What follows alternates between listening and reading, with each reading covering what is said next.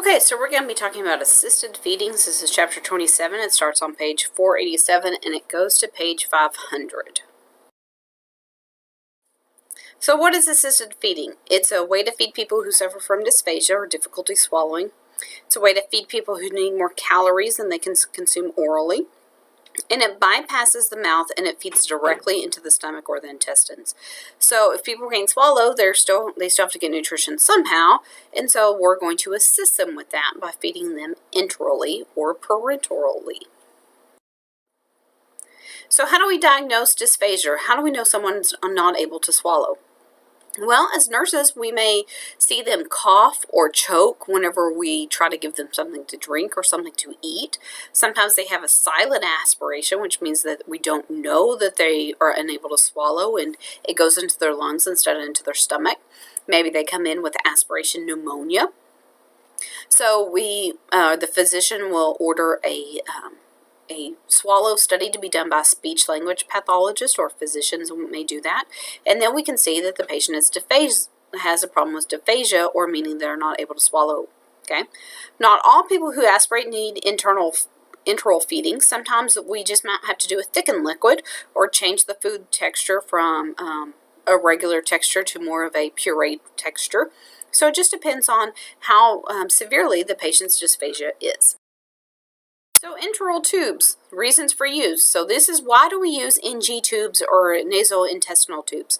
Decompression of the stomach before or after surgery, treatment of intestinal obstruction, or gastric feedings or lavages. That is what you learned in health and illness. So that's why some people might have an NG tube, just like the ones that we put in lab. But then we can also use them for non-stomach issues. These are for swallowing issues. So maybe people need medications. Or maybe we do have to do feedings. People might also need it for collection of gastric specimens for testing. If they have problems with acid reflux, sometimes they do those. So those are going to be the larger tubes that we will see in people, like the ones we put in lab the other day. So there's two types of assisted feeding. So there's enteral and there's parenteral. Enteral is providing nutrition directly into the digestive tract. Parenteral is providing nutrition through a vein. It's always, always, always best to feed someone through the gut. IV feeding is not the same as food feeding. So it's always better to give someone enteral feedings than it is to give them parenteral. And we'll talk about why as we continue on. So there's a lot of different types of feeding tube. There's nasogastric tubes, which is placed through the nose into the stomach. There's a gastrostomy or percutaneous endoscopic gastrostomy tube, or a PEG tube, PEG, which is placed directly into the stomach. And then there's a duostomy or a duodenal tube, which is placed directly into the intestines. So why do people have different types of feeding tubes? Well, it depends on what condition they have, what type of food we're giving them, and how long they're going to have to be having enteral feeding. So most people the nasogastric tube. So here are some examples of nasogastric tubes, just like we put in lab the other day. See, we put in a Salem sump tube yesterday. There's also a Levin tube, which is more of a flexible silicone, not quite as hard as a Salem sump. And then we have this weighted feeding tube. So these, the Levin tube and the Salem sump tube, you can use for gastric decompression, for administering meds, or given feedings. But the weighted feeding tube is just that. It's just a feeding tube. You cannot use that to do gastric decompression. An example of a PEG tube, see, it's going directly into the patient's stomach. It's percutaneous, meaning through the skin, okay? And then the end of it is in the patient's stomach. So general tube information, they're measured in French scales. There's multiple different types. And if it is a NG tube or a NI tube, one that's going through the nose, you only leave it in place for 10 to 14 days. The reason you don't want to leave it in place longer than that is there is a risk for a breakdown of the nares, breakdown of the back of the throat, because that tube is very irritating. So people can have problems with tissue breakdown if it's left in longer than 10 to 14 days. If it does need to be left in longer than 10 to 14 days, then we're going to use a specialty tube like a PEG tube instead of an NG tube. So nursing care of an NG tube, insertion, maintaining the patency, administration of tube feeding, checking for placement, and removal of the tube. These are all things that we are going to do whenever we're taking care of a patient with an inserting. Skip over those. Feel free to read over those again. Okay, we've already talked about how we check. Again, the best way to check for a placement is always with an x-ray. That is the only absolutely reliable way to check for a placement of an NG. Okay, so what happens whenever we're putting down an NG tube and it enters the lungs? Well, someone might become cyanotic. They're unable to make a verbal sound. They begin to cough spasmodically and uncontrollably. What do? We remove that tube immediately and then let the patient calm down and try again. But anytime we think that the NG tube is going to someone's lungs, you need to take it out and try again. No, you don't have to call the doctor and let them know that you think it's in the lungs. You take it out and try again. So sometimes we have to maintain the patency of the tube. Sometimes those tubes get clogged, so we want to make sure that they stay opened so we can administer our feedings and our medications as needed. So we want to make sure that we have an MD order. We're going to assess secretions and bowel sounds. We're always going to verify placement of the tube before we put anything down it. Wash hands and put on gloves. Disconnect the NG tube from the tube feed or suction if it's on suction for gastric decompression. Verify proper tube placement. Again, we're going to do that with our air bolus. Of course, the only reliable way to verify placement is with an X-ray. And then we fill the syringe with the correct amount of solution. So we're going to normally use normal saline, and it's 30 to 60 ml. So we're always going to use large syringes anytime we're dealing with an NG tube. Check the physician's order. Sometimes Coca-Cola is used because it has some acidity to it, and the bubbles help unclog those tubes. So you attach the syringe to the end of the tube and instill the solution, and then attach the tube back to the feeding. Remove the gloves, wash hands, document the amount of fluid to the intake. Now, sometimes if people aren't on continuous feedings and they have their NG tube, maybe they're MPO, what would be another reason? Maybe they only get their feedings at night. And so sometimes you might have to flush that tube once during the day just to make sure it doesn't get clotted off. Remove it. Again, you're going to inject 20 ml of air, 20 ml of water, then 20 ml of air. We're going to wash it, then dry it, have the patient hold their breath, and then quickly but gently pull out the tube. Always make sure you have a physician's order before you take it out. There's that video again if you thought. So again, gastric decompression is different than enteral feedings. I'm not going to go over the difference. You had this in. So what is an enteral feeding? Enteral feeding is feeding a patient through the gut while bypassing the mouth and esophagus. It may replace all oral intake, or it can be used as a supplement to oral intake. We kind of talked about that a little bit last week. The type of nutrition is determined by the medical condition, stability of the patient, current nutritional status, and requirements. There is a lot of different types of formulas that you could give someone for enteral nutrition. So different types of feeding tubes, that's where we're going to start. You can have nasogastric tubes or nasointestinal tubes, NGIs. You can have, and those are good for short-term feedings.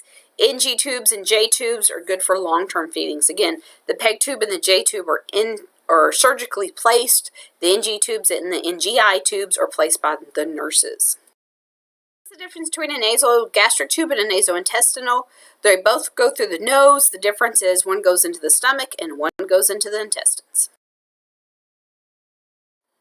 So nasogastric tubes, there's a picture of it. See, they have him, there's a nasogastric, it goes into the stomach, and they have him hooked up to feeding. There it is on the x-ray. They can see that it is in the stomach. Okay. Nasointestinal tubes, page 487. These are weighted small bore feeding tubes. They're only used for tube feeds and medication administration. The brand name is Dobhoff. You will hear them called that more than anything else. It is inserted using a guide wire or a stylet placement must be verified by x-ray prior to the removal of the guide wire. Because these tubes are so tiny, and because you have this extra guide wire that's in there, only RNs are allowed to insert NI tubes. LVNs can put in NG tubes, but only RNs can put in NI tubes. So why would someone have an NI tube versus an NG tube? Well, they're smaller, so they're more comfortable. There's the likelihood of skin breakdown is much less. They're more comfortable for the patient because they're not as large. And if it does need to go into the intestines, there's more absorption that can happen there. See how tiny that is? Teeny tiny little tube. It's put in exactly the same way though. The only difference is because it is so small and flexible, there is that guide wire there, so there's a piece of wire that's in there that the RN will leave in place whenever they put down the tube, and then after X-ray verifies that it is in the correct place, then they will remove that wire. Okay. So PEG tubes on page 491. So again, this is placed via endoscopically into the stomach, so the physician will put this in. It's used for long-term nutritional support, meaning longer than 6 weeks. Patients can administer their own feedings. It's concealed, and it is also very easily removed whenever the patient no longer needs it.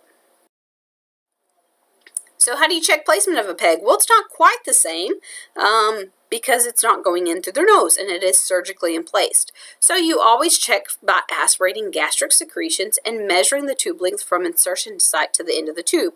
So it should stay the same. Those tubes are actually normally marked, and so you can tell. So you can see the numbers that are on the tubes, and so if you go in and it's at a 2 and it's always at a tube, that's a good guess that it's or a good indicator that it's in the correct place. Again, you also pull back aspirate from there and make sure you're getting some gastric content. So what else do we need to do? You need to inspect the skin around that site daily, clean it with soap and water, then dry, and cover with the drain gauze if needed. Most of the time, only the new PEG tubes have drain gauzes just to catch any bleeding that may occur, but the patients that have had PEG tubes for a long time won't have any dressing on them, and they just clean it whenever they take a shower. So enteral feedings, there's a lot of different types of formula, okay? The type and the amount is prescribed by the physician. This is where the nutritionist comes into play, because the nutritionist can come in and look at the patient's lab values, their height, their weight, their BMI, how much weight they've lost, what type of healing factors are involved there. Do they have a wound that they're trying to heal? Are they diabetic? Do they have renal failure? The nutritionist can come in and look at all those different factors and decide what type of feeding would be the best for the patient. How much calories do they need?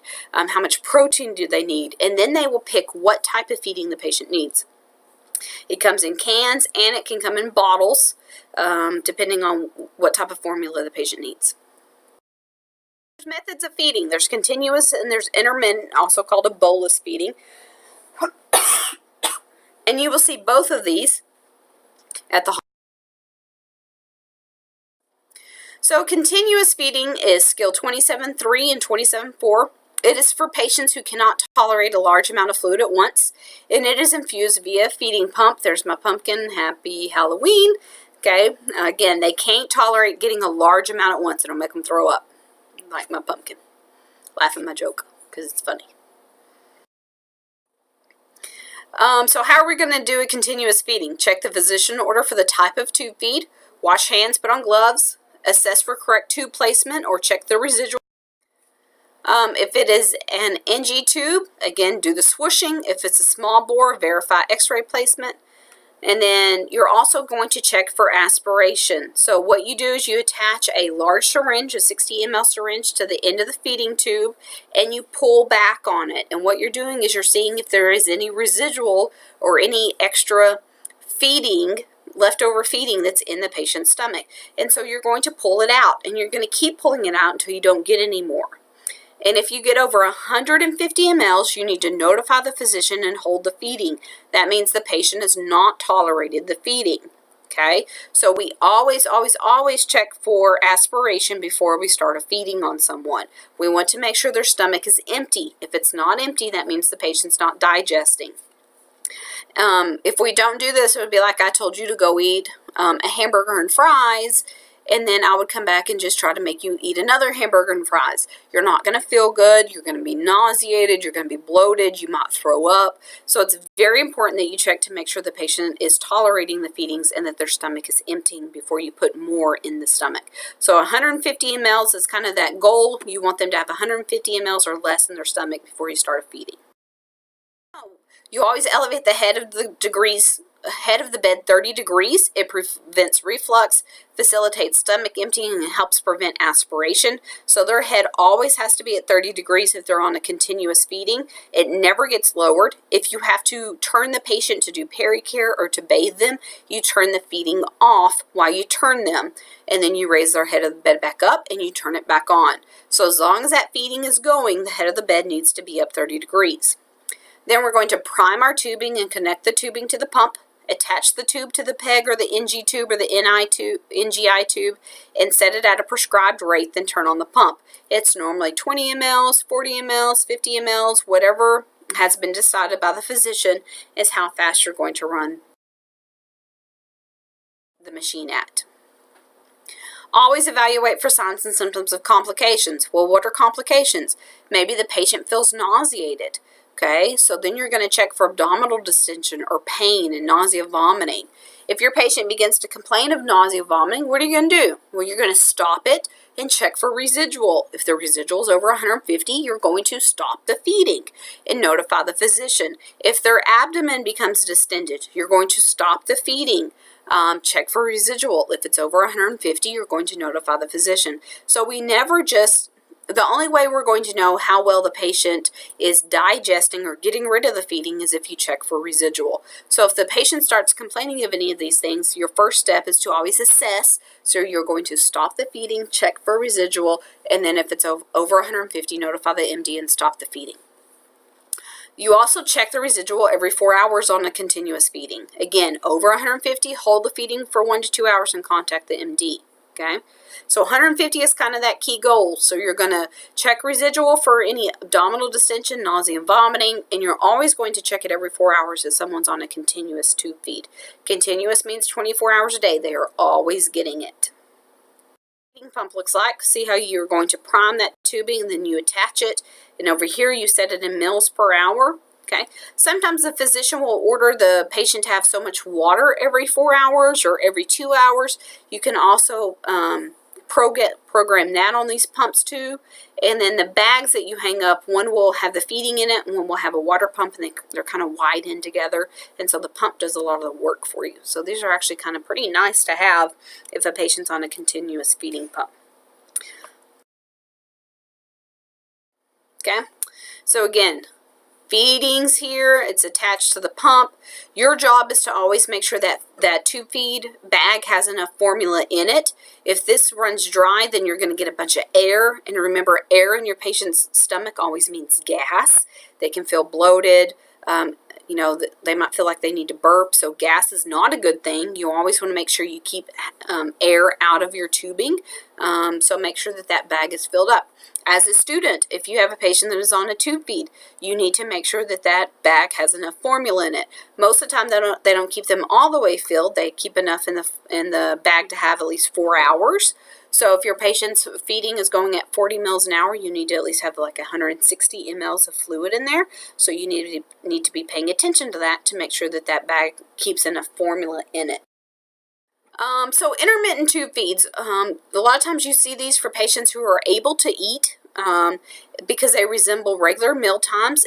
They can have a feeling of hunger. It can be given via bag or a syringe. It's only given by gravity. So sometimes what might happen is if a patient's on chemotherapy and we're having to increase the amount of calories that they need, we might do an enteral feeding after a meal. So maybe they eat, or maybe instead of eating, they do an enteral feeding. Or maybe they do an enteral feeding at 2 o'clock and then before they go to bed. So they do them in irregular times to try to encourage them to eat their regular meals. So again, check the physician's order for the type of tube feed, wash hands, put on gloves, assess for the correct tube placement, and then we're also going to check for residual. If the residual is greater than half of the volume given at the last feeding, hold the feeding for 1 to 2 hours.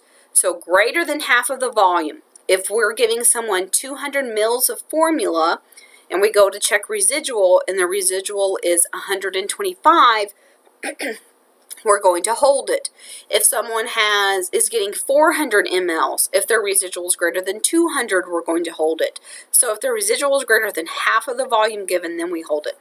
We always elevate the head of the bed 30 degrees while they're getting, or then for 30 minutes after, again, to prevent aspiration. So use a large syringe, at least 30 mLs, or a formula bag and attach it to the feeding tube. So we're going to use a large form. If we do have a bag, we're going to make sure that we prime that tubing before we attach it to our feeding tube. Pour the formula into the syringe and allow it to flow by gravity. If a bag is used, we're going to regulate the drip factor, okay? 10 to 30 minutes is the maximum amount of time. You don't want it to go in over any quicker than 10 minutes. If you think about it, most people who eat faster than 10 minutes don't feel very good. So you want to make sure it's over 10 to 30 minutes. Always give water before and after. Okay, everybody needs a little water. And then again, these intermittent feedings are given every 4 to 6 hours, sometimes less than that, sometimes more, depending on the caloric needs of the patient. So again, 10 to 30 minutes is the optimal time for an intermittent feeding.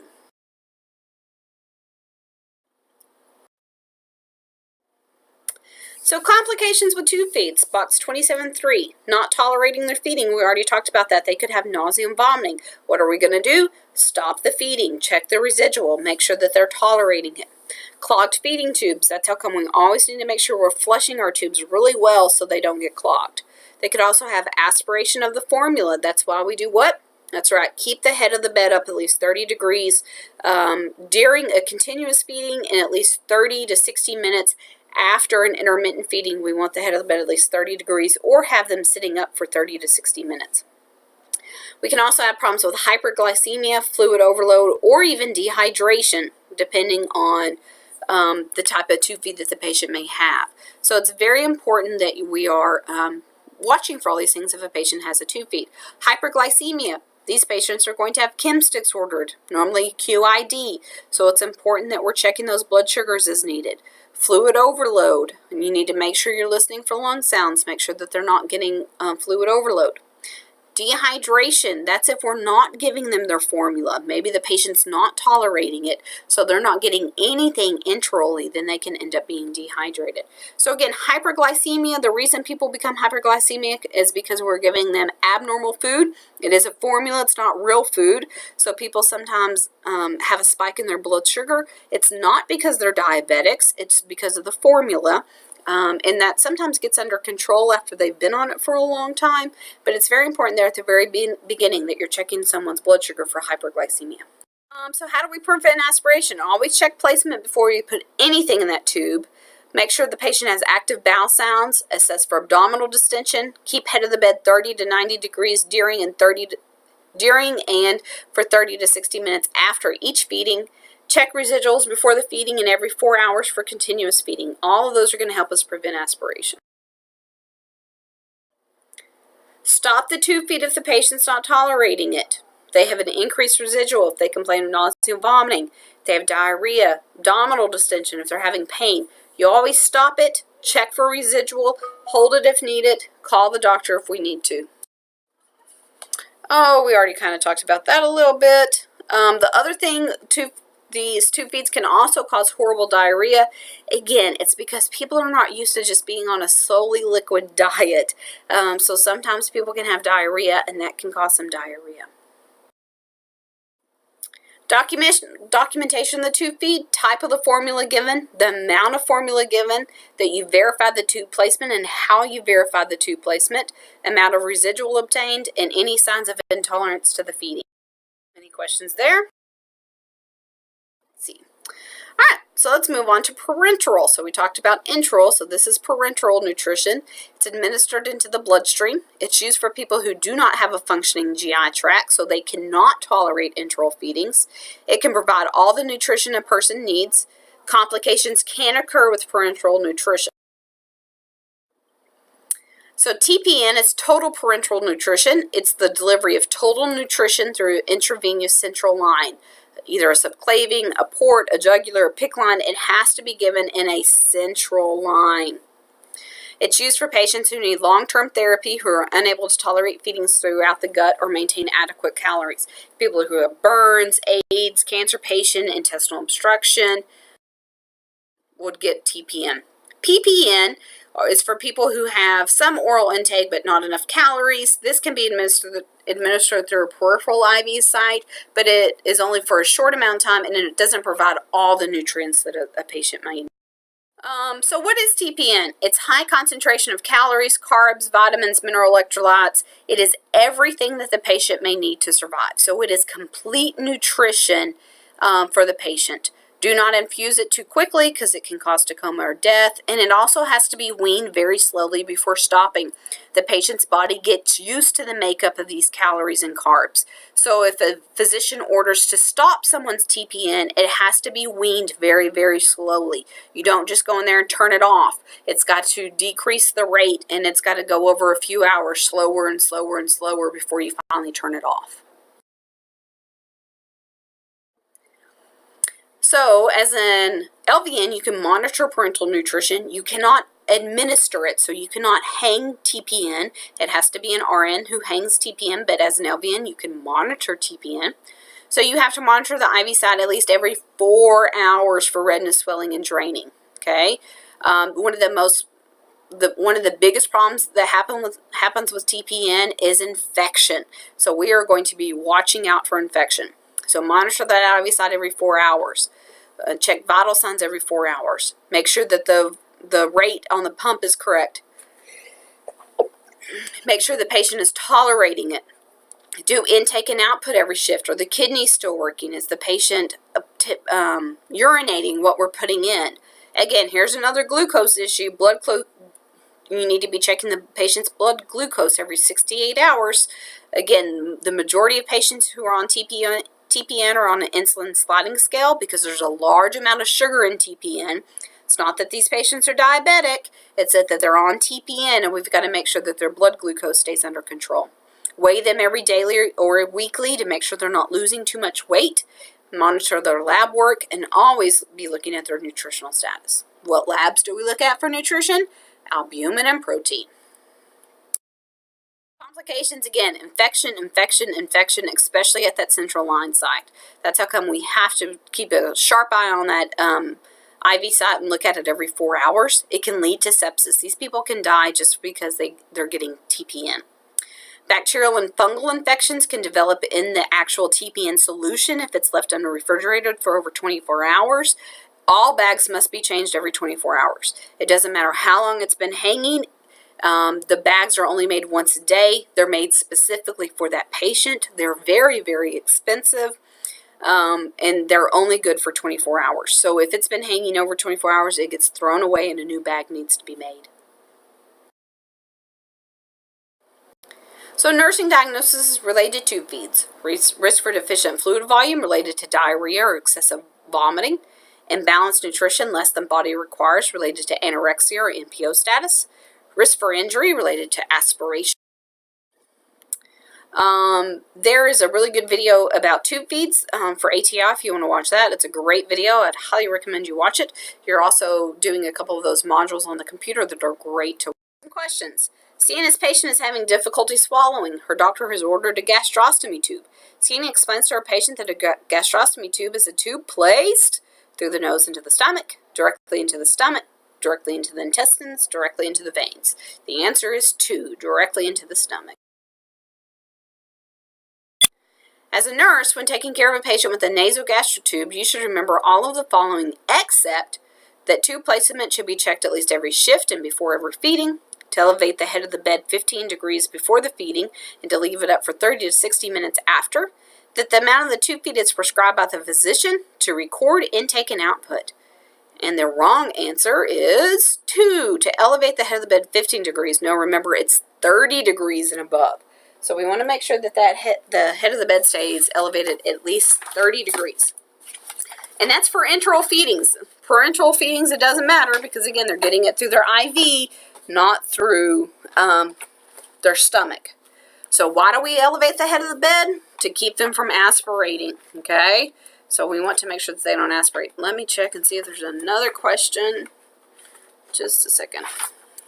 I hope all this makes sense. It's a little bit harder to lecture online because I don't know if y'all have any questions, but it looks like those are all the questions that I have on the PowerPoints. Again, we'll have lab before you'll have your test on Wednesday, so if you have any questions, write them down, and I will try to answer them during lab on Wednesday. Y'all have a good day. Talk to you later.